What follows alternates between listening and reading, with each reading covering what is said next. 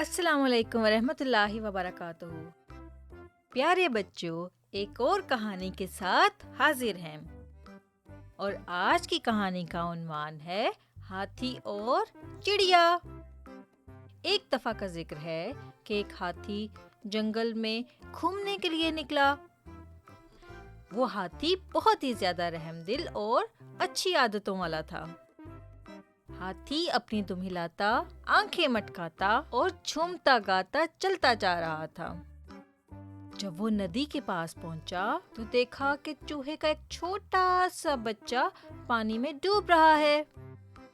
अब वो बच्चा जोर जोर से बचाओ बचाओ भी चिल्लाता जा रहा था और फिर प्यारे हाथी को उस पर रहम आ गया। वो फौरन पानी में उतरा और चूहे के छोटे से बच्चे को अपनी सूंड में उठाकर बाहर निकाला और वहां से चलने लगा। चूहे के बच्चे ने हाथी का शुक्रिया अदा किया और बाय बाय कहकर अपने बिल की तरफ चलने लगा। दूर से एक चिड़िया दरख्त पर बैठी हुई ये सब कुछ देख रही थी। वो अंडा सी रही थी, लेकिन उसको ये काम बहुत भारी लग रहा था। उसका ये दिल चाह रहा था कि कोई ऐसा रास्ता निकल आए कि वो अंडे से उठकर चली जाए। हाथी को यूं जब उसने हंसते गाते देखा तो वो बोली, हाथी भाई कहाँ जा रहे हो? हाथी बोला, बस बहन, बस जरा जंगल की सैर को निकला हूँ। चिड़िया बोली, मैंने आपको बहुत रहमदिल समझा है। अभी अभी मैंने देखा कि आपने चूहे के एक छोटे से बच्चे की जान भी बचाई है। वाकई ये बहुत अच्छा काम था। क्या आप मेरा भी एक काम कर सकते हैं? हाथी ने कहा, बोलो बहन, क्या काम है? चिड़िया बोली, मैं कल से यहाँ पर भूखी प्यासी बैठी हूँ और अपना अंडा सी रही हूँ और घोंसले को छोड़कर कहीं जा भी नहीं सकती क्योंकि घोंसले में मेरे अंडे हैं। अगर आप कुछ देर को इसकी रखवाली करें तो मैं अपने खाने पीने का कुछ इंतजाम करती हूँ। मेरे आने तक आप इसको सीते रहना और फिर जब मैं वापस आऊंगी तो फिर आप चले जाना। हाथी बोला, ये काम मैं कर सकता हूँ, लेकिन मुझे ये बताएं कि जब आपका बच्चा होगा तो आप मुझे क्या उससे खेलने देंगी? हाँ हाँ, क्यों नहीं? चिड़िया बोली। बच्चे को देखने और इसके साथ खेलने के लालच में बेचारा हाथी मान गया। चिड़िया ने सोचा कि हाथी अंडे को सीता भी रहेगा और यूं उसके घोंसले की रखवाली भी होती रहेगी और वो कुछ देर ब्रेक ले लेगी और घूमती फिरती रहेगी, खाना पीना खा लेगी। फिर यूं हुआ प्यारे बच्चों कि उस चिड़िया को जंगल में शिकारियों ने अपने जाल में फंसा लिया। अब वो बेचारी चिड़िया घर तक वापस ही ना जा पाई और दूसरी तरफ बेचारा सीधा साधा हाथी अंडे पर बैठा उसको सीता रहा और चिड़िया बेचारी शिकारी के पिंजरे में जगह जगह घूमती रही। और दूसरी तरफ हाथी इस इंतजार में था कि कब अंडे से बच्चा निकलेगा और कब मैं उससे खेलूंगा। और कई दिन यूं गुजर गए और अंडे में से बच्चा ही ना निकला और चिड़िया भी वापस नहीं आई। और दूसरी तरफ वहां से जो भी जानवर गुजरते वो हाथी का मजाक भी उड़ाते कि कभी भी ऐसा हुआ है कि हाथी के अंडा सीने से अंडे में से बच्चा निकल आया हो। हाथी बेचारा क्या करता, वो सुनता और चुप रह जाता और उसी तरह अंडे को सीता रहा और घोंसले की हिफाजत भी करता रहा। लेकिन कई दिन बीत गए, उसके बावजूद चिड़िया नहीं आई।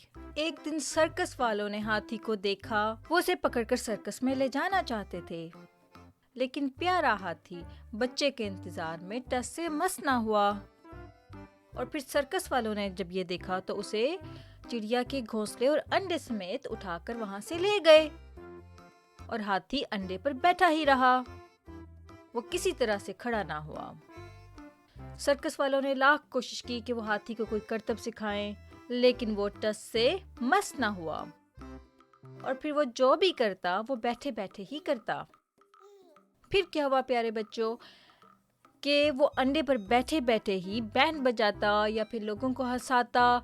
इस तरह से वो अपने करतब दिखाया करता और फिर ये भी लोगों के लिए एक हैरत अंगेज और दिलचस्प बात बन गई कि हाथी अंडे पर बैठा हुआ है और अपने करतब दिखा रहा है और साथ साथ अंडे को सी भी रहा है।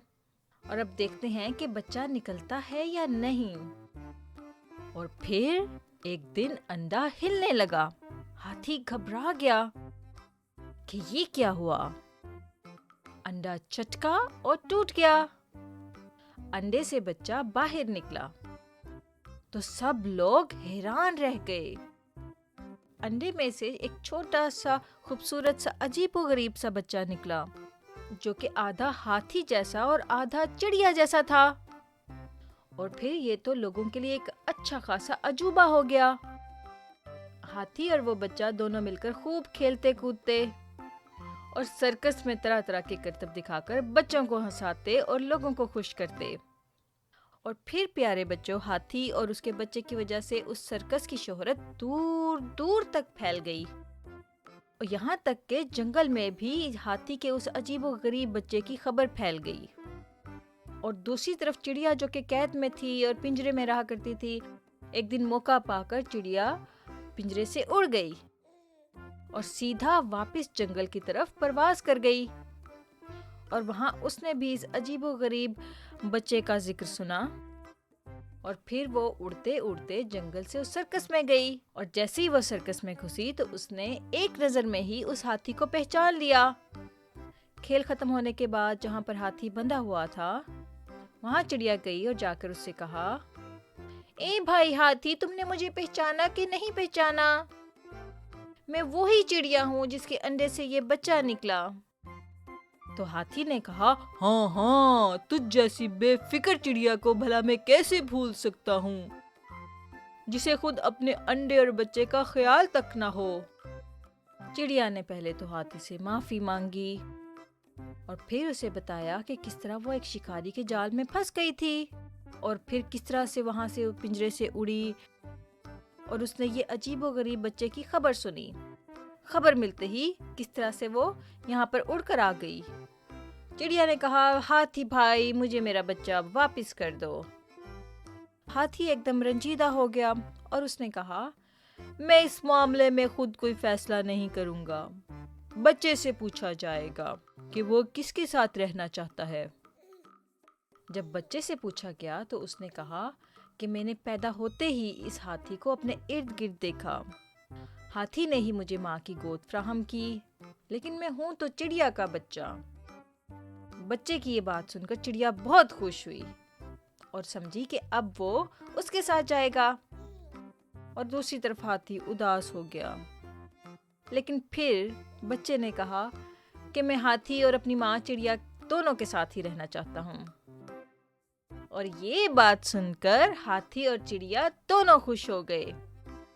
کیوں تھی نا مزیدار یہ کہانی؟ تو ایسے ہی ہمیں سنتے رہیے اور دیکھتے رہیے۔ ایک اور کہانی تک کے لیے اللہ حافظ۔